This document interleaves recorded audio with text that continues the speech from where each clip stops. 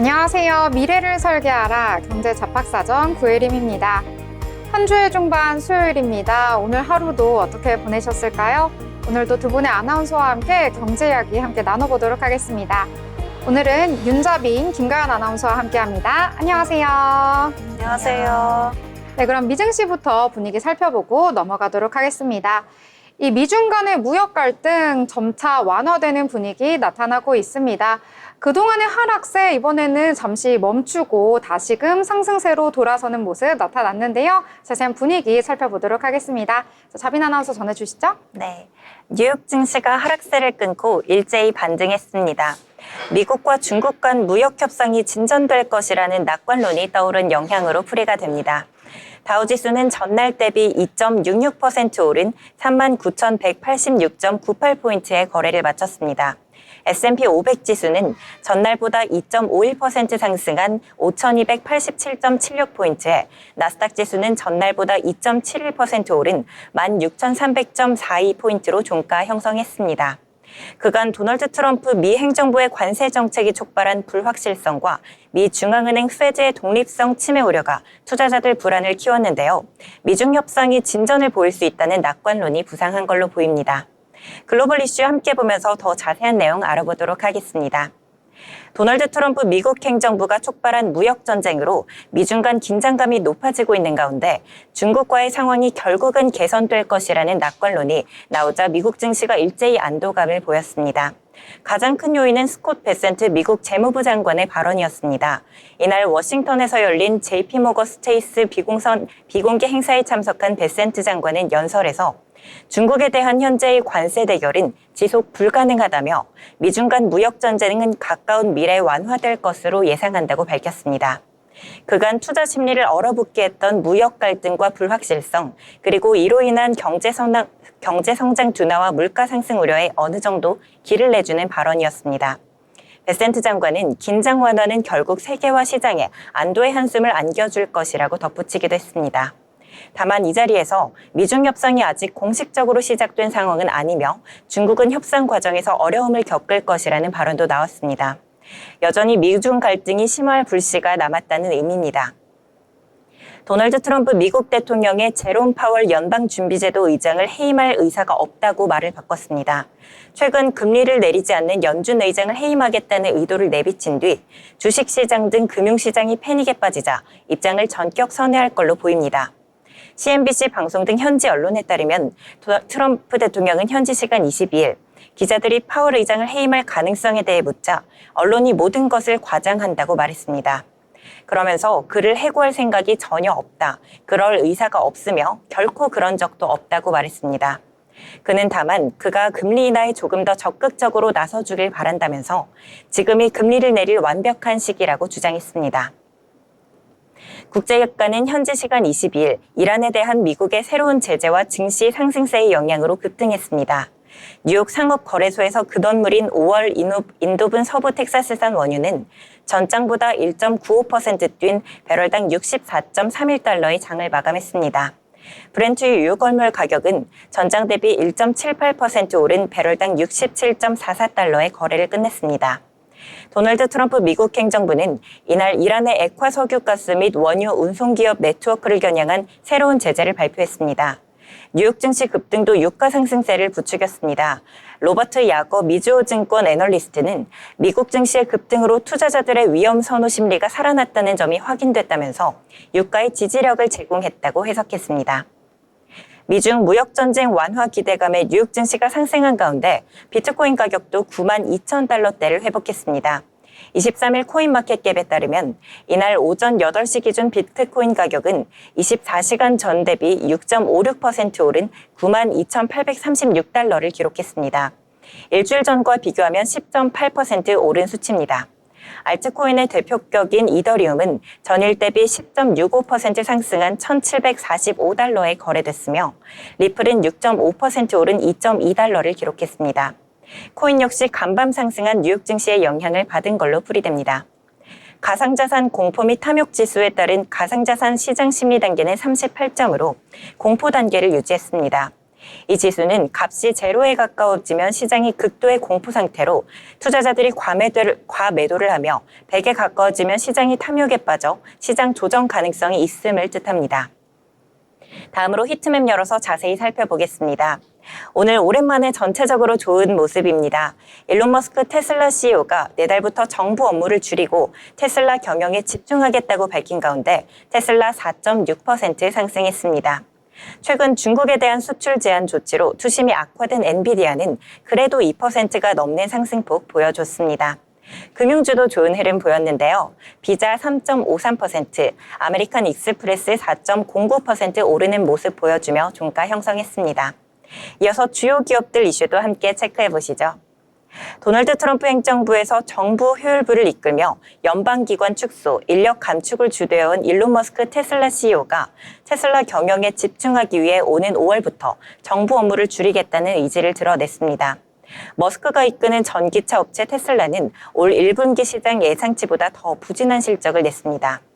머스크는 현지 시간 22일 테슬라 1분기 실적 발표 컨퍼런스콜에서 정부 내에서 도지의 주된 작업이 대부분 끝났다. 5월부터는 그 작업에 할애하는 시간이 상당히 줄어들 것이라고 말했습니다. 이어 대통령의 남은 임기 동안 우리가 중단시킨 낭비와 사기가 다시 돌아오지 않도록 하려면 매주 1에서 2일은 정부 업무에 쓸 것 같다면서도 다음 달부터는 훨씬 더 많은 시간을 테슬라에 할애할 것이라고 덧붙였습니다. 그러면서 나는 테슬라의 미래에 대해 여전히 극도로 낙관적이라고 강조했습니다. 다음 소식입니다. 구글이 자체 인공지능 모델 제미나이를 삼성전자 스마트폰 등 기기에 탑재하는 대가로 2024년 1월부터 최소 2년간 매월 상당한 금액을 삼성전자에 지급하고 있는 걸로 드러났습니다. 현지 시간 21일 미국 워싱턴 DC 연방법원에서 열린 구글의 인터넷 검색 시장 독점 소송 첫 재판에서 미 법무부는 구글이 AI를 기반으로 검색 시장에서의 영향력을 확대하고 있다는 점을 부각했습니다. 법무부는 구글의 대표 AI 모델인 제미나이를 중심으로 지배력을 강화하려는 움직임이 관측됐다며 구글이 삼성전자에 매월 막대한 금액을 고정적으로 지급하고 있다고 밝혔습니다. 다음 소식입니다. 메타는 동영상 제작 및 편집이 가능한 앱인 에디츠를 현지 시간 22일 출시했습니다. 에디츠는 중국 소셜미디어 플랫폼 틱톡의 캡컷과 같은 동영상 편집 앱입니다. 메타는 에디츠를 통해 크리에이터들이 동영상 아이디어를 기록하고 새로운 콘텐츠에 대한 영감을 얻고 인공지능을 이용해 동영상 제작, 편집을 할 수도 있다고 소개했습니다. 메타의 에디츠 출시는 미국에서 경쟁 SNS인 틱톡 매각 협상이 진행 중인 가운데 나왔습니다. 메타는 당초 틱톡의 미국 내 서비스가 금지될 예정이었던 지난 1월 에디츠 개발 소식을 공개한 바 있습니다. 이에 따라 메타는 에디츠 출시를 통해 틱톡 이용자들을 페이스북과 인스타그램, 스레드 등 자사의 SNS로 끌어들이려고 하고 있습니다. 다음 소식입니다. 마이크로소프트에 이어 아마존도 데이터 센터 확장 계획을 일부 연기해 글로벌 인프라 확장에 제동을 걸었습니다. 22일 CNBC 등 외신에 따르면 아마존 웹 서비스는 최근 해외 데이터 센터 공간 임대 협상을 일부 중단한 걸로 알려졌습니다. 자체 시설이 아닌 외부 시설을 빌려 서버를 설치하는 코로케이션 방식 확장을 일시적으로 늦췄습니다. AWS는 체결된 계약은 유지하되 새 프로젝트 확장 속도를 늦출 예정인 것으로 전해졌습니다. 생성형 인공지능 수요에 대응하기 위한 인프라 투자 속도를 처음 줄인 셈입니다. 외신은 이번 데이터 센터 임대 계획 연기가 미국 관세 부과 때문으로 분석했습니다. 최근 도널드 트럼프 미국 대통령이 전면 관세 부과를 예고하면서 장비 수입 비용 급등과 경기 둔화 우려가 커진 걸로 풀이됩니다. 지금까지 미증시 마감 시황 전해드렸습니다. 네, 미증시에 대한 전체적인 분위기 그리고 각 기업별 소식까지 함께 전해드렸습니다. 일단 전문가들은요, 이 불확실성 매우 높은 시장이고 뚜렷한 답이 없는 시장이다라고 언급을 했는데요. 하지만 저가 매수세가 유입이 되면서 특히 M7 기업들이 모두 다 올라줬기 때문에 이 같은 호실적이 여러 가지로 반영이 됐다라고 보실 수가 있겠습니다. 이 달러 지수 같은 경우에는 내림세 보이면서 3년 내 최저 수준까지 하락하는 모습 보이기도 했는데요. 그리고 무려 5명의 연준 인사들의 발언도 또 예정되어 있기 때문에요. 저희 방송이 끝난 이후에 어떤 발언을 내놓을지 지켜보시면서 투자 전략 세우시면 좋을 것 같습니다. 자, 그럼 이번에는 기업에 대해서 살펴볼 시간인데요. 저희가 익숙하게 보는 기업에 대해서 오늘 전해주신다고 합니다. 자, 가연 아나운서 어떤 내용일까요? 오늘 소개해드릴 기업은 세븐일레븐입니다. 다들 많이 이용하시는 편의점일 텐데요. 특히 일본 여행을 가보신 분들이라면 아시겠지만 세븐일레븐 편의점 쇼핑은 필수 코스죠. 세븐일레븐은 세계 최초의 편의점 브랜드입니다. 세븐일레븐은 1927년 미국 텍사스주 댈러스시에서 설립한 사우스랜드 제빙 회사가 모체입니다. 100년에 달하는 역사를 가지고 있는 거죠. 초기부터 회사 이름대로 시원한 제품이 주 상품이었고 오전 7시부터 오후 11시까지 영업하는 시간적 이점을 이용하여 빵이나 우유 등의 간단한 식품을 판매하기 시작했습니다. 그리고 이것이 편의점으로 발전하게 된 것인데요. 당시에는 이 정도로 긴 영업시간은 전례가 없었던 일이기 때문에 많은 화제가 되기도 했습니다. 하지만 1931년 대공황의 여파로 위기를 맞게 됩니다. 구조조정 끝에 어렵게 회복해서 다시 회사를 운영할 수 있게 됐는데요. 이후 1946년 상호를 영업시간을 따서 세븐일레븐으로 변경했다고 합니다. 세븐일레븐은 일본에 진출한 후에 일본에서 큰 성공을 거두고 세븐일레븐 본사인 사우스랜드사는 2005년 지분을 전량 매도합니다. 여기서 알 수 있듯이 세븐일레븐의 유래는 일본이 아닌 미국이었던 것입니다. 또한 현재 세븐일레븐의 국내 유통은 롯데그룹의 계열사인 코리아세븐에서 맡고 있습니다. 일본 세븐일레븐은 규모가 커지면서 적대적인 M&A 방어책으로 2005년 세븐일레븐과 이토요카도를 합친 지주회사 세븐앤아이 홀딩스를 설립합니다. 그렇게 미국 지분을 전량 인수한 세븐일레븐은 현재 지주회사 아래 사업회사로 신설한 세븐앤아이 홀딩스의 자회사가 된 것입니다. 여기저기로 사업을 확장하던 세븐일레븐은 결제 수단을 도입하기도 했습니다. 자체적으로 모바일 결제 서비스인 세븐페이를 2019년 7월 1일 출시하기도 했는데요. 하루 만에 해커들에게 부정 이용되는 바람에 바로 4일에 서비스를 일시 중지 조치를 취할 수밖에 없었습니다. 그 며칠간 약 5,500만 원의 피해가 발생했고 금융청 조사를 받으며 이후 9월 30일 서비스를 종료한다는 공지를 낼 수밖에 없었습니다. 하지만 세븐일레븐은 계속해서 성장해 나갔고 현재는 세계 곳곳에서 쉽게 찾아볼 수 있게 됐죠. 롯데그룹이 지분을 가지고 운영하고 있는 대한민국부터 중국, 홍콩, 마카오, 태국, 인도, 캐나다 등에서도 쉽게 찾아볼 수 있을 정도로 세븐일레븐은 편의점의 우위에 서게 됐습니다. 국내 편의점 경쟁이 치열해지는 만큼 앞으로의 성장이 더 궁금해지는 세븐일레븐입니다. 네, 지금까지 알아두면 쓸데있는 기업 사전이었습니다. 다음번에 다른 이슈로 찾아뵙겠습니다. 네, 세븐일레븐 저희가 쉽게 길을 지나다니면서 보는 기업인데요. 이 기업에 대한 역사 그리고 내용은 그동안 잘 몰랐었는데 이번에 알게 된 것 같습니다. 여러분들도 투자하실 때 참고하시면 좋을 것 같네요. 자, 그러면 이번에는 신문에서 저희 경제며 한번 살펴보려고 합니다. 자, 자빈 아나운서 어떤 내용 준비하셨나요? 네, 오늘 신문에서 발췌한 기사를 전해드리는 뉴스 브리핑 시간입니다. 국제통화기금 IMF가 올해 우리나라 경제 성장률 전망치를 2%에서 1%로 하향 조정했습니다. 도널드 트럼프 미국 행정부가 촉발한 관세 전쟁으로 주요국 성장률 전망을 줄줄이 끌어내린 가운데 무역 의존도가 높은 한국 경제가 더 큰 타격을 입을 것으로 예측했습니다. IMF는 22일 발표한 4월 세계 경제 전망에서 올해 세계 경제가 2.8% 성장할 걸로 예측했습니다. 지난 1월 전망치인 3.3%를 3개월 만에 0.5%포인트 낮췄습니다. 한국의 올해 성장률 전망치도 1.0%로 정부와 한국은행은 물론 주요 민간 연구소 전망치보다도 낮은 수준입니다. IMF는 세계 주요국의 올해와 내년 경제 성장률을 줄줄이 하향 조정했습니다. 올해 한국의 경제 성장률은 1%로 전망했습니다. 지난 1월에 2% 성장 전망을 3개월 만에 절반으로 낮춘 건데요. 내년 성장률도 1월 전망치인 2.1%보다 0.7%포인트 낮은 1.4%로 제시했습니다.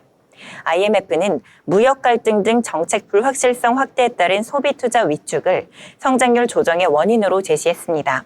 트럼프 대통령이 촉발한 관세 정책이 세계 경제에 부정적인 영향을 준다고 분석한 겁니다. IMF는 소비와 투자 위축, 재정 통화 정책 여력 부족, 금융과 외환 시장의 높은 변동성 등은 세계 경제를 둔화시킬 위험 요인이라고 경고했습니다. 다음 소식입니다. 중국 정부가 한국 기업에 중국산 히토류를 사용해 생산한 제품을 미국 군수업체에 수출하면 제재하겠다는 내용의 경고성 공문을 보낸 것으로 확인됐습니다. 미국 정부가 미국산 반도체의 대중국 우회 수출을 통제해온 것처럼 중국도 전략광물인 히토류의 제3국 수출 통제에 본격적으로 나선 겁니다.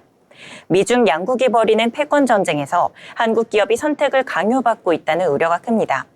22일 관련 업계에 따르면 전기 설비 제조사인 A사는 최근 중국 정부에서 중국산 중히토류가 들어간 전력 설비를 미국 방산업체와 미군 등에 수출하지 않겠다는 점을 보증하고 위반 사항이 적발될 경우 제재받을 수 있다는 점을 유념하라는 내용의 공문을 받았습니다. 제재의 구체적 내용은 명시하지 않았지만 업계에서는 우회 수출 적발 시 중국산 중히토류를 팔지 않겠다는 의미로 해석하고 있습니다. 이 같은 공문은 또 다른 전기 설비 제조사인 B사도 받은 것으로 전해졌습니다. 정부는 전기 설비 업체뿐만 아니라 2차 전지, 디스플레이, 전기 자동차, 항공우주, 의료장비 등 중국산 전략광물을 수입해 쓰는 다른 업종 기업도 대부분 같은 공문을 받은 것으로 파악하고 있습니다.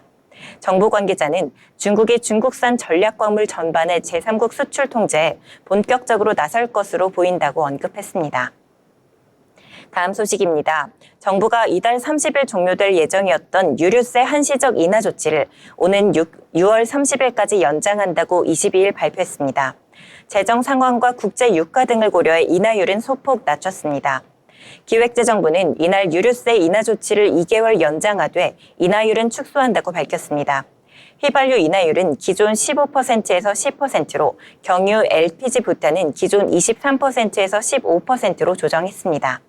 이에 따라 다음 달 1일부터 휘발유에는 리터당 738원, 경유는 494원의 유류세가 부과됩니다. 각각 이달보다 40원, 46원 오른 수준입니다. 유류세 인하 조치가 없으면 휘발유는 리터당 820원, 경유는 581원의 세금이 붙습니다. 정부는 코로나19에 대응하기 위해 2021년 11월 시작한 유류세 인하 조치를 이날까지 총 15번 연장하며 4년째 유지하고 있습니다.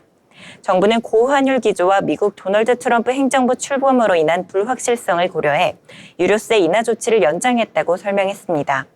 국제유가가 최근 하락하고 있는 데다 최근 지난 2년 연속 수십조 원대 규모의 세수 펑크가 난 상황 등을 고려해 인하율은 낮췄다고 강조했습니다. 휘발유의 경우 2022년 30%였던 인하율이 5%포인트씩 낮아져 다음 달부터 10%가 적용됩니다. 경유는 같은 기간 30%에서 15%로 조정됐습니다. 정부는 이날 유류세 일부 환원에 따른 매점 매석 행위를 방지하기 위해 석유 정제업자 등에 이달 한시적으로 유류 반출량을 제한했습니다. 다음 소식입니다. 한국개발연구원 KDI에 따르면 한 사람당 건강보험 실질 지출이 10년 새 28%가량 증가한 걸로 나타났습니다. 65세 이상 인구의 의료 서비스 이용량은 오히려 감소하는 건강한 고령화가 나타났지만 고비용 의료 서비스 증가, 높아지는 진료 강도 등이 원인으로 꼽혔습니다. 최근 10년간 65에서 74세 고령층의 진료 이용량이 줄면서 건강한 고령화 양상이 나타나고 있는 것으로 분석됐습니다. KDI는 65세 미만 전기 고령층에서 확인되는 의료 서비스 이용 감소는 건강한 고령화가 나타나고 있을 가능성을 시사한다며 새롭게 고령층으로 진입하는 세대에서 건강 개선이 이루어져 향후 건강보험 재정 지출 증가 부담을 일부 완화할 수 있을 것으로 기대한다고 설명했습니다. 다만 85세 이상 인구층의 의료 서비스 이용량은 여전히 증가하고 있습니다. 이에 대해 KDI는 85세 이상의 초고령층에는 신체 기능 개선이 확인되지 않고 있다며 생애 전체 의료비 지출 감소로 이어지는 현재 시점에서는 아직 불확실하다고 덧붙였습니다. 다음 소식입니다. 기획재정부가 지난 18일 발표한 2024년 담배 시장 동향에 따르면 작년 한 해 한국에서 팔린 담배는 35억 3천만 갑으로 1년 새 8천만 갑 줄었습니다. 그런데도 지난해 담배로 걷어들인 세금은 11조 7천억 원으로 2023년과 거의 같았습니다. 담배가 1억 갑 가까이 덜 팔렸는데 세수는 줄지 않은 것은 판매량이 아니라 반출량을 기준으로 세금을 부과하기 때문입니다. 2024년 담배 반출량은 35억 9천만 갑으로 1년 전보다 1천만 갑 늘었습니다. 권련은 5천만 값 줄었지만 전자담배가 6천만 값 늘면서 전체 출하량이 1천만 값 증가했습니다. 이번에는 반출량이 1천만 값 늘었으니 세수가 증가해야 하지 않느냐는 질문이 가능합니다. 답은 권련담배와 전자담배에 부는 세금 차이에 있습니다. 20일 기재부에 따르면 담배 한 갑이 담배 한 갑당 세금이 권련은 3,323원, 전자담배는 3,004원으로 전자담배가 320원가량 낮습니다. 2년 연속 세수 평가를 낸 세제 당국으로서는 고민거리가 하나 더 붙은 셈입니다. 세제 당국이 눈을 돌리는 부분이 합성 니코틴인데요. 현행법상 합성 니코틴은 담배가 아니어서 세금이 붙지 않습니다. 하지만 합성 니코틴은 일반 담배만큼 해롭다는 사실이 보건복지부 조사로 확인됐습니다. 이 때문에 기재부는 합성 니코틴에도 담배세를 부과해야 한다는 입장입니다. 지금까지 뉴스 브리핑 전해드렸습니다. 네, 여러 가지 뉴스들 알기 쉽게 전해주셨습니다. 특히 여러 가지 뉴스들이 있는데요. 그중에서도 우리 실생활과 밀접하게 연관이 되어 있는 유류세 인하 조치 다시 한번 또 실행을 한다고 합니다. 2달 정도 연장을 하는 건데요. 이번에 인하 조치를 하게 된다면 15번째다라고 보실 수가 있겠습니다. 2001년부터 유류세 조치를 하기 위해서 정부가 여러 가지 노력하고 있는데요. 자, 일단 이번에는요. 다음 달 1일부터 휘발유 가격 리터당 40원, 경유는 46원 오를 전망이라는 점 참고하시면 좋을 것 같습니다. 더불어 본 방송에서 제공하는 정보는 투자 판단을 위한 조언일 뿐 해당 종목의 가치, 상승과 하락에 대해서는 보장하지 않습니다.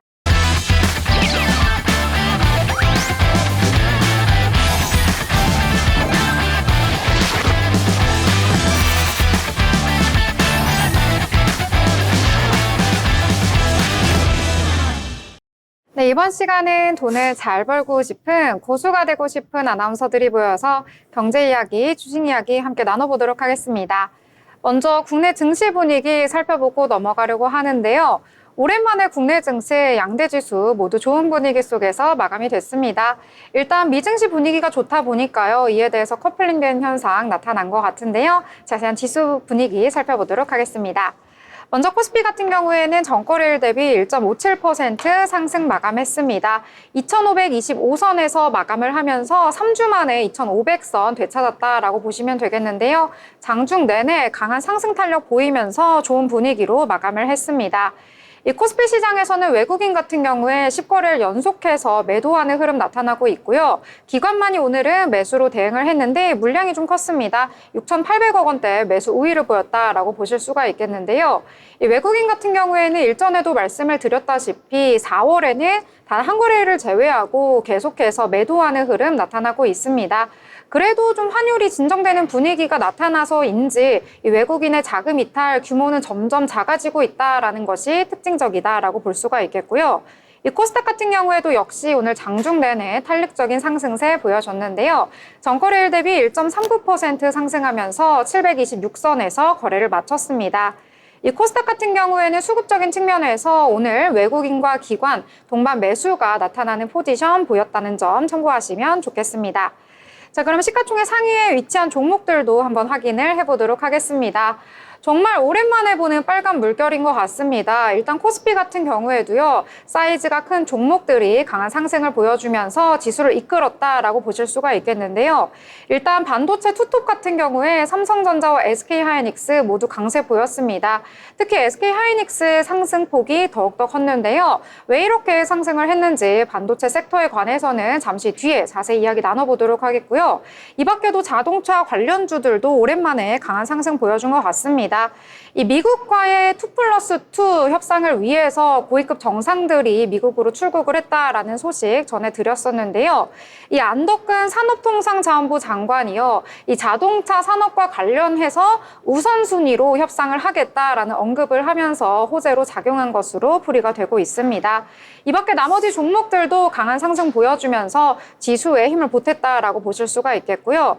이 코스닥 같은 경우에는 가장 지수를 이끌었던 건 아무래도 2차 전지가 아닐까 싶습니다. 에코프로비엠 6%대 상승 보여줬고요. 에코프로도 4%대 상승하면서 지수를 강하게 끌어올렸다라고 보실 수가 있겠습니다.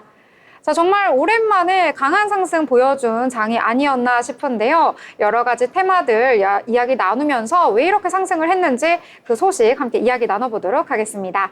자, 그럼 자빈 아나운서 어떤 내용부터 함께 나눠볼까요?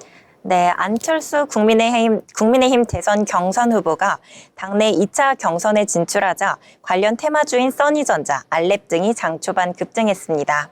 이는 지난 22일 발표된 국민의힘의 1차 경선 결과 김문수, 안철수, 한동훈, 홍준표 후보가 2차 경선에 진출한 영향으로 보입니다. 써니전자는 송태종 전 대표가 과거에 안 후보가 설립한 회사인 알랩에서 근무한 이력이 있어 수혜주로 분류됐습니다. 경선 과정에서 김문수, 한동훈, 홍준표 후보가 기존의 3강 구도를 형성했으나 나경원과 안철수 후보가 남은 한 자리를 두고 경쟁을 펼쳐왔습니다. 전날 안철수 후보가 컷오프를 통과했다는 소식이 전해지면서 관련 테마주의 강세가 두드러졌습니다. 시장에서는 정치 이슈가 테마주 가격에 미치는 단기적 영향이 큰 만큼 향후 테마주 변동성 확대에 대한 주의를 요구합니다. 또 증권가에서는 테마주 움직임이 경선 일정, 정치권 이슈에 따라 큰 폭으로 나타날 수 있음을 경계해야 한다고 조언했습니다. 이러한 소식을 가지고 써니전자 장 초반 12.39% 오른 2,205원에서 출발했고요.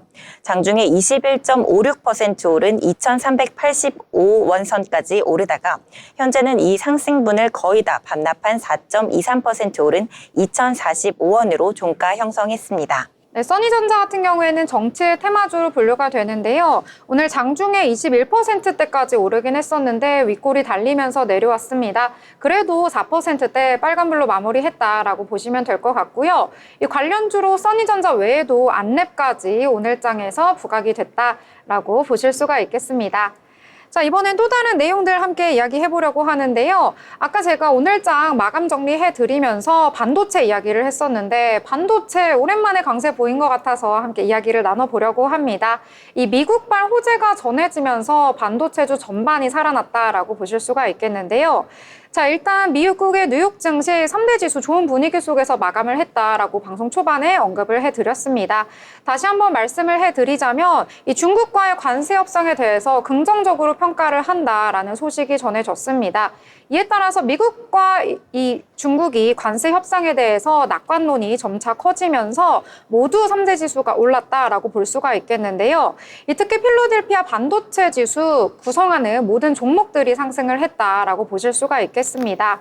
또 관세 전쟁과 관련해서 이 레비 백악관 대변인이요. 이 트럼프 미국 대통령은 중국에 부과한 관세율 어느 정도는 협상할 여지가 있다라는 가능성을 제시했다라고 전해졌는데요. 자, 일단 트럼프 대통령의 말을 한번 알아보면은요. 중국의 관세와 관련해서 현재 145%를 부과하긴 했는데 너무 높다라고 언급을 하면서요. 만약에 중국이 협상 테이블에 나오게 된다면 우리는 145% 정도까지는 매기진 않을 거고 좀 줄일 수 있다라고 했습니다. 하지만 0%는 아닐 것이라고 하면서 관세는 부과는 할 거긴 한데 지금은 너무 높다 보니까 우리 조금 더 타협을 해서 내려보는 게 어떨까라는 이야기를 했다는 것인데요. 이에 따라서 반도체주 전반이 좀 운기가 살아난 것 같습니다. 자, 일단 대형주 같은 경우에는요. 아까 언급해드렸다시피 삼성전자와 SK하이닉스 모두 강세를 보였고요. 특히 이 중에 제가 최근에 관심 있게 봤었던 한미 반도체 같은 경우에는요. 14%대까지 강세를 보였습니다. 이 반도체주 전반의 온기와 더불어서요. 개별 강세 이야기가 있었는데요. 이 곽동신 한미반도체 회장이 두 아들에게 지분을 증여하기로 했다라는 소식 속에서 오늘 주가가 강세를 보인 것으로 풀이가 되고 있습니다. 자, 일반적으로 주식의 증여 같은 경우에는요, 주식이 저점일 때 진행을 해야지 증여세액을 낮출 수 있기 때문에 이 주식시장에서는 호재로 인식을 한다라는 점 특징적으로 알아두시면 좋을 것 같고요. 이 밖에도 소부장단에 있는 종목들도 일제히 상승을 했습니다. 테크인 같은 경우에는 11%대, KC텍도 11%대 상승을 했고요. 덕산 테코피아도 8%대 강세 보이면서 오늘 반도체주 전반이 강한 상승 보였다. 이렇게 정리를 해보도록 하겠습니다. 자, 이번에 또 다른 내용 함께 이야기 나눠보려고 하는데요. 오늘 정치 테마주 이야기 했는데 또 다른 정치 관련된 이야기 해보려고 합니다. 이 모멘텀 계속해서 지속이 되고 있는 것 같은데 어떤 내용일까요? 네, 이번에는 삼육물산에 대해 이야기해볼까 합니다. 삼육물산 주가가 상한가를 기록했습니다. 23일 오전 10시 11분 기준 삼육물산은 전거래일 대비 29.95% 오른 4,860원에 거래됐습니다. 이는 이재명 더불어민주당 대선 경선 후보가 탈플라스틱 정책 공약을 발표한 영향으로 풀이됩니다. 이 후보는 전날 55회 지구의 날을 맞아 SNS를 통해 온실가스 감축, 탈플라스틱 선도국가, 미세먼지 없는 하늘 등이 포함된 기후환경 정책 공약을 발표했습니다. 그는 먼저 국가 차원의 탈플라스틱 로드맵을 수립하겠다며 말 그대로 알맹이만 팔아서 쓰레기를 줄이는 알맹 상점처럼 국민들이 자발적으로 만드는 순환 경제 거점 인프라를 지원할 것이라고 밝혔습니다. 이어 중장기적으로 바이오 플라스틱 산업을 전략 육성하고 소비자 수리권 보장으로 생활 속 자원순환 경제를 만들겠다고 덧붙였습니다. 한편 삼육물산은 위생용 포장용기 제조 및 판매를 목적으로 하고 있습니다. 이러한 소식을 가지고 삼육물산 12.30% 오른 4,200원으로 거래 출발했고요. 장중에 29.95%, 거의 30%에 가까운 상승폭 이뤄냈습니다. 현재는 이 상승폭 그대로 이어가면서 29.45% 오른 4,860원으로 종가 형성했습니다. 네, 삼육물산 같은 경우에는 상가로 마무리했다라고 보실 수가 있겠고요. 어제도 상한가 터치했는데 오늘도 또 상한가입니다. 하지만 사이즈가 작은 만큼 유의를 하셔야겠고요. 3거래일 연속 상승을 하면서 52주 신고가를 경신했다라는 점까지 챙겨드리도록 하겠습니다. 자, 이번에는요, 또 다른 테마, 바로 2차 전지 이야기를 해보려고 합니다. 2차 전지는 전기차 캐즘 이야기도 계속 나왔고, 또 이 테슬라의 주가가 최근 들어서 좋지 않았기 때문에 가지고 계신 분들은 걱정이 많으셨을 것 같은데요. 오랜만에 강세를 보였기 때문에 함께 이야기 나눠보도록 하겠습니다. 자, 일단 미증시 분위기 좋았다라고 말씀을 드렸었는데요. 이 와중에 또 테슬라발 소식이 전해지면서 이렇게 주가에 강한 상승을 보여준 것으로 보입니다. 자, 일단 테슬라 같은 경우에는 미증시가 이번 주 빅테크 기업들의 실적 발표를 줄줄이 하고 있기 때문에 그 가운데서도 가장 주목을 받았던 기업 중에 하나다라고 보실 수가 있겠는데요. 이 장이 마감한 이후에 테슬라의 실적이 발표가 됐는데 기대보다는 못 미치는 성적을 발표를 했습니다. 하지만 1분기 실적 발표 후에 컨퍼런스 콜에서 일론 머스크의 한마디에 주가는 강한 상승을 보인 것으로 풀이가 되고 있는데요. 자, 일단 머스크는 5월부터는 정부 효율부 활동에 투입되는 시간이 현저히 줄어들 것이다 라고 하면서 이제는 정치 쪽에서 활동하는 비중보다 다시금 테슬라 경영에 집중을 하겠다라는 의지를 내비친 것으로 풀이가 되고 있습니다. 자, 이에 따라서 테슬라 주가 이 정규장에서도 상승하면서 마감을 했는데요. 이 시간 외에서도 급등을 하면서 마감을 했습니다. 자, 올해 1분기 굉장히 실적이 좋지 않았음에도 불구하고 이 투심은 2차 전지 실적에 대한 우려보다는 이 머스크 리스크의 해소를 반기는 분위기다라는 분석이 나오고 있는데요. 또 올해 여러 가지 테슬라에서 관련된 계획을 내세우기도 했습니다. 상반기 내에는 저가차를 내놓을 것이다 라고 알려왔고요. 또 내년에는 드디어 로보택시의 양산을 할 예정이다 라고 전해졌습니다. 자, 이에 따라서 2차 전지 대형주뿐만 아니라요, 중소형 2차 전지 관련주도 전반적으로 강세를 보였는데요. 이 삼성 SDI, LG 에너지 솔루션 같은 큰 기업들뿐만 아니라요, 첨보가 7.22% 상승을 했고요. 엔캠 같은 경우에는 10%대 강세, 덕산 테코피아 8.78% 상승을 했다라고 보시면 되겠고요. 또 최근 들어서 강세 보였던 코스모 신소재 9%대 강세를 보였다. 이렇게 정리를 해보도록 하겠습니다. 자, 그러면 또 다른 내용들 함께 이야기 나눠보도록 하겠습니다. 자, 자빈 아나운서 어떤 내용일까요? 네, 광학 필터 및 렌즈 전문 기업 옵트론텍은 미국 완성차 업체의 자율주행용 고화질 렌즈의 공급을 시작한다고 23일 밝혔습니다. 올해부터 단계적으로 전장 부문 매출을 확대해 거래처 다변화와 영업이익 턴어라운드에 성공하겠다는 계획입니다. 옵트론텍은 기존 주력 사업인 스마트폰 카메라 모듈 사업에서 미래 성장 동력의 일환으로 전장용 시장에 뛰어들었습니다. 그 결과 글로벌 전기차 업체 및 현대차 등의 부품 공급 계약을 연이어 성공했습니다. 이번에 공급하는 제품은 2021년부터 약 3년 6개월의 개발 기간을 거쳐 미국 완성차 업체의 고난도 품질 및 신뢰성 검증 과정을 통과했습니다. 옵트론텍은 이달부터 자율주행용 고화질 렌즈의 본격 양산에 돌입했습니다. 국내 대전 공장의 생산 능력 확대 투자가 이뤄지면 미국 완성차 업체의 당초 계획 대비 2배 이상의 공급을 예상하고 있습니다. 업체 측은 대전 공장을 방문해 실사를 진행하고 있습니다. 카메라 모듈은 자율주행 기술 고도화와 전기차 전기차 확대에 따라 중요도가 높아지고 있습니다. 과거에는 차량 외부에 고화소 카메라가 탑재됐지만 최근에는 졸음운전, 전방 주시 등 운전자 상태 감지를 위한 인캐빈 카메라 탑재가 늘어나고 있습니다. 회사 측은 미국과 중국 간 무역 전쟁의 반사수에도 기대하고 있는데요. 미국 완성차 업체가 자율주행용 고화질 렌즈 공급사를 기존 중국 업체에서 이원화하면서 비중국 한국 업체에 대한 기대감이 높아지고 있기 때문입니다. 이러한 소식을 가지고 옵트론텍 2.14% 오른 1,434원 선에서 출발해서 장중 30%에 가까운 1,825원 선까지 올라섰습니다. 현재는 이 상승분을 그대로 이어가며 29.99% 오른 1,825원 선으로 종가 형성했습니다.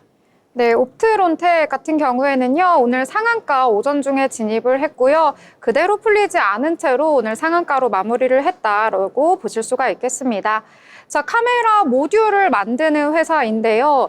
최근 들어서 자동차가 자율주행으로 다니다 보니까 옛날에는 차량 외부에 있는 카메라가 화소가 굉장히 높았어야 했는데요. 이제는 자율주행 기술이 고도화가 되면서 차량 내부에 있는 운전자가 앞을 제대로 보고 있는지 혹은 졸음운전을 하고 있진 않는지 이런 것들을 파악하기 위해서 차량 내부에 있는 카메라의 화소가 더욱더 중요해졌다라고 합니다. 이러한 부분까지 투자하실 때 참고하시면 좋을 것 같네요. 자, 그러면 이번에는 인물에 대해서 저희 알아볼 시간이죠. 자, 오늘은 또 중국에 대해서 관련된 인물 알아보셨다고요? 네, 요즘 뉴스를 보게 되면 트럼프와 시진핑 많이들 들으실 겁니다. 오늘은 그중에서도 시진핑 주석에 대해서 알아보는 시간 갖도록 하겠습니다. 시진핑은 중국의 제7대 주석인데요. 1953년에 태어난 시진핑은 어린 시절 반당 집단의 낙인이 찍혀 아버지를 따라 추방됐습니다. 그렇게 불행한 시절을 보내며 토굴에서 7년간 힘겹게 살았다고 하는데요. 가족 전체가 박해를 당하는가 하면 힘든 삶에 못 이긴 누나가 자살하는 일도 있었다고 합니다. 하지만 시진핑은 삶에 대한 의지를 항상 지켜왔다고 합니다. 그런 시진핑은 소시적부터 리더십을 보였다고 하는데요. 하방당한 곳에서도 노동자들을 지도해 최고의 생산량을 올렸습니다. 입당 신청을 했으나 아버지가 반동으로 찍혀 있어 여러 번 퇴짜를 맞곤 하지만 1973년 겨우 입당에 성공합니다. 이어 1975년 칭화대학의 화학공학과에 공농병 추천 청강생 신분으로 무시험에 합격했고 대학 졸업과 동시에 퇴사당에 진입하게 됩니다. 이후 1979년부터 3년간 중국 공산당 판공청의 비서로 활동하게 됩니다. 그렇게 3년의 활동 끝에 82년부터 허베이성의 당 부서기를 맡는 것을 시작으로 출세가도를 달리게 됩니다. 시진핑의 집권은 이전 주석들인 장쩌민과 후진타오의 미묘한 권력 갈등에서 비롯됩니다. 서로의 권력 갈등에서 시진핑이 대안으로 올라오게 되고 후진타오의 협조 덕분에 후진타오의 주석 임기가 끝나면서 국가주석 직도 승계를 하게 됩니다. 따라서 공식적으로 2013년 3월 14일부터 다른 일이 없는 한 2018년 3월 14일에 연임을 거쳐 2023년 3월 14일까지 중국과 중국 공산당 전체를 이끌 수 있는 권한을 얻게 된 것입니다. 그렇게 조용하고 관리형 주석으로 보였던 시진핑은 서서히 10년 임기는 물론이고 종신 임기까지 바라보는 만인지상의 자리에 오르게 된 것입니다. 이전까지는 중국 권력 승계 규범에는 최고 지도자는 10년 이상 하지 않고 승계 10년 전부터 후계자 구도를 몇 명으로 간추려 정치국 상무위원으로 경험을 시켰는데요. 시진핑에게는 후계자로 확실시되는 인물이 없었습니다. 이유로는 두 가지가 제시되곤 합니다. 첫째는 후계자가 있을 때 최고 지도자의 승계 압력이 거세서 생기는 최고 지도자의 레임덕을 방지한다는 것. 둘째는 승계를 안 하고 당시까지의 규범인 10년을 넘기려는 의도입니다. 일단 현재 뉴스를 보면 알 수 있듯이 해외에서의 시진핑의 정치력 평가는 이전 주석들에 비하면 권위주의적 성향이 강하게 나타나는데요. 대외 관계에 있어 강압적인 노선을 타고 있는 것도 사실입니다. 네, 현재 시진핑과 트럼프의 상호 관세에 대한 이야기는 전 세계에 계속해서 영향을 주고 있습니다. 그만큼 시진핑에 대해서 알아보는 시간 오늘은 가져봤는데요. 다음번에는 다른 인물에 대한 소개로 찾아뵙도록 하겠습니다. 네, 시진핑 주석에 대해서 함께 알아보는 시간 가져봤습니다. 이름은 익히 들어왔었는데 일생에 대해서는 이번에 자세하게 알아본 시간이었던 것 같습니다. 자, 그러면 이번에는 리포트에 대해서 알아볼 시간인데요.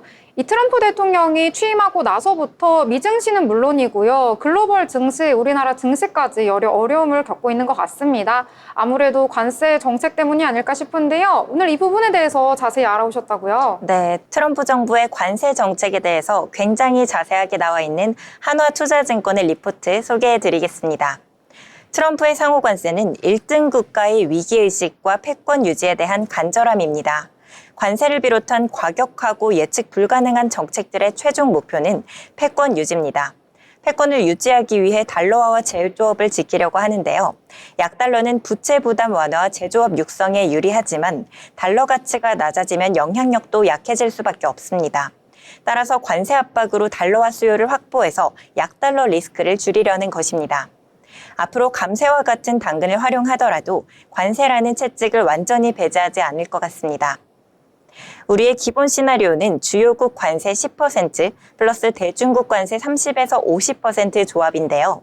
아무리 강경해도 중국과 갈등이 심화되는 상황에서 현실적으로 다른 주요국과의 관계까지 최악으로 몰아가기는 어렵습니다. 강경한 스탠스를 유지하면서도 현실과 일부 타협할 것으로 예상합니다. 중국과의 갈등은 길어질 것으로 보이는데요. 미국은 물러설 수 없고 중국은 버틸 만한 여력이 있습니다. 양쪽 모두 벼랑 끝 전술을 활용할 수 있습니다. 연내 관세율 20%포인트 내외 상승해서 합의점을 찾을 것으로 보입니다. 관세는 대체로 물가 상승 요인이지만 물가 둔화 추세를 바꿀 변수는 아니라고 보입니다. 관세율이 10%포인트 상승하면 소비자 물가는 0.4%포인트 오를 것으로 보이는데 인플레이션 핵심 변수인 에너지 가격, 임대료, 유동성은 안정적입니다. 유가 안정에 따른 에너지 물가 둔화, 임대료 하락에 따른 주거 물가 둔화 등이 관세의 물가 상승 압력을 상쇄할 전망입니다. 신속한 협상이 가장 좋은 시나리오지만 트럼프는 단순히 무역 적자를 토대로 관세를 산정한 후 협상을 요구하고 있습니다. 반도체와 유럽향 자본재가 차선책이 될 수 있는데요. 반도체는 미국 내 생산 비중이 낮고 한국의 점유율이 높습니다. 자국 생산 비중이 낮고 수입 의존도가 높으면 고율 관세를 적용하기가 어렵습니다. 유럽의 정책 여력과 제조업 사이클을 감안한다면 유럽 비중을 늘려가고 있는 산업재 기업들도 좋은 선택지가 될 수 있겠죠. 글로벌 제조업에서 미국 비중은 2000년대 초반 25%에서 15% 내외로 하락했고 코로나 팬데믹 당시에는 공급망 충격을 경험했습니다. 제조업 육성에 대해서 강한 공감대가 형성됐습니다. 트럼프는 미국 내 투자를 유치하고 자국 생산 확대를 유도하기 위해 관세를 내세우고 있습니다. 트럼프는 생각보다 강경했습니다. 2일 발표된 관세는 경쟁에 대한 위기의식과 패권 유지에 대한 간절함으로 보입니다. 미국은 지난해 무역 적자를 기록한 국가에 대해서는 20% 이상의 관세, 무역 흑자를 얻은 영국, 브라질, 호주 등에 대해서도 10%의 관세를 제시했습니다. 보편 관세 10%의 국가별 상호 관세가 더해진 건데요. 관세에 맞대응한 중국에 대해서는 100%가 넘는 초고율 관세를 부과 중입니다. 해당 관세가 현실화될 경우 미국의 평균 관세율은 20% 중반 수준으로 8배 넘게 상승한 수치입니다. 대공황 직후 자국 산업을 보호하기 위해 관세를 인상했던 1930년대 초반보다 높습니다. 최근 시장 공포는 당시 경쟁적 관세 인상이 글로벌 경기 침체로 이어졌다는 사실을 반영합니다. 중국 이외의 국가들에 대한 단세가 90일 유예됐지만 불확실성은 상당 기간 지속될 전망입니다. 무역 대표부의 관세율 산정 방식을 보면 무역 수지 개선을 원하고 있습니다. 중국이 물러서지 않고 있고 또 트럼프 행정부 내 강경파가 적지 않다는 점 또한 상황이 녹록지 않을 것임을 시사합니다. 관세 불확실성의 영향이 당초 예상보다 길게 지속될 수도 있을 것 같습니다. 유예한 관세를 강행할 경우 미국도 침체에 직면할 수 있고 중국과 갈등이 심화되는 상황에서 유럽 등 다른 주요국과의 관계까지 악화시키는 것은 현실적으로 어렵습니다. 우선 유럽 의존도가 높아졌습니다. 중국과의 무역 분쟁이 본격화되기 전 미국 교역에서 유럽과 중국의 비중은 15% 내외로 비슷했는데 지난해 EU 18.3%, 중국 10.9%로 격차가 벌어졌습니다. EU와 보복 관세를 주고받을 경우 그 충격은 미중 무역 갈등보다 커질 수도 있습니다. 유럽과의 갈등은 점차 완화될 가능성이 높습니다. 11일 발표된 전자제품에 대한 상호관세 면세도 현실과 타협한 선택입니다. 컴퓨터 및 전자제품의 미국 내 생산 비중은 주요 제조업 중 가장 낮고 중국 의존도는 높습니다. 지난해 미국 무역 적자의 24.5%가 대중국 교역에서 발생했는데 컴퓨터와 통신기기의 대중국 적자 비중은 각각 35.2%, 66.2%였습니다. 이들 품목에 대한 관세를 올린다면 중국에서 생산하는 미국 기업들이 타격을 받습니다. 이는 우리가 반도체를 비롯한 전기전자 부문의 관세 부담이 덜할 것으로 보는 이유이기도 합니다. 리포트에서는 미국 경기 침체에 대한 우려는 과도하다고 언급합니다. 트럼프 행정부가 유예했던 관세를 강행하고 중국 이외의 국가들도 보복 관세로 대응하는 흐름이 아니라면 침체 가능성은 낮다고 봅니다. 트럼프는 결국 현실과 타협할 것으로 예상하는데요. 관세 부담이 점차 완화된다면 침체보단 반등이 지연되는 흐름이 유력합니다. 미국 고용과 소득은 여전히 양호하고 중국과 유럽 등 미국 이외 국가들은 정책 여력이 낮습니다. 결론적으로 위험자산 비중 축소를 고려할 시기는 아니라고 언급합니다. 정책 여력을 보유한 미국 시장과 제조업 반등 수혜를 기대할 수 있는 경기 민감 업종에 대한 선호를 유지합니다. 한국도 정치 불확실성 완화, 정책 기대, 미국과의 협상을 감안한다면 경기 저점을 지나고 있는 것으로 봐야 합니다.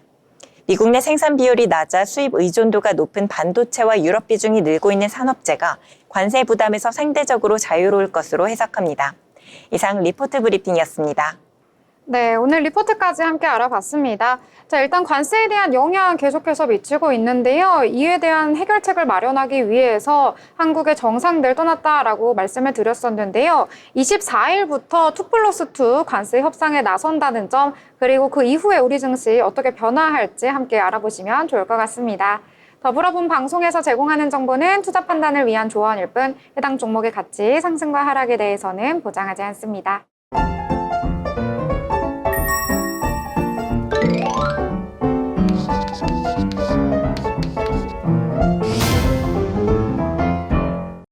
네, 오늘 장에 대해서 다양한 이야기들 함께 나눠봤습니다. 오늘 장 같은 경우에는 그래도 플러스로 마감을 했기 때문에 기분 좋게 이야기할 수 있었던 것 같은데요. 자, 그러면 한번 정리를 해보도록 하겠습니다. 자, 가연 아나운서 어떻게 요약을 해보면 좋을까요? 네, 아무래도 이제 미국에서 중국뿐만 아니라 다른 나라와도 이제 상호관세에 대해서 이야기를 나눌 의사를 밝히면서 국내 증시뿐만 아니라 미국 증시 모두 상승하면서 마감을 했는데요. 지금 계속 이렇게 나라에서 이제 입장을 밝히면서 증시가 왔다 갔다 하고 있는 상황이긴 한데 이렇게 긍정적인 모습 보여주면서 이게 차츰 나아졌으면 좋겠다는 생각이 듭니다. 네, 어쨌든 나아지면 좋겠다라고 정리하면 될까요? 네. 네. 네, 그러면 자빈 아나운서 어떻게 정리를 해볼까요, 우리? 네, 오랜만에 미 증시도 그렇고 우리 증시도 참 좋은 모습 보였죠. 트럼프 정부의 관세 폭탄은 그래도 어느 정도 잡혀가고 있지 않나 싶습니다. 여름이 오기 전에는 어느 정도 해결이 되지 않을까 기대해보면서 웃음 가득한 하루라고 정리해보면 좋을 것 같습니다. 네, 여름이 오기 전에면 너무 오래 기다려야 되는데요. 그래도 이제 날 좀 따뜻해지고 있으니까 금방 오지 않을까요? 네, 저는 좀 참을성이 없는 스타일이어가지고요. 바로 내일장부터 좋아지면 어떨까 이런 생각을 한번 해봅니다. 앞으로의 장 더 나아지기를 기대하면서요. 오늘 장 그래도 좋았다 이렇게 정리를 해보도록 하겠습니다. 자, 오늘 방송은 여기서 마무리 짓도록 하겠습니다. 저희는 목요일 방송으로 다시 찾아뵙도록 하겠습니다. 시청해주신 여러분 고맙습니다.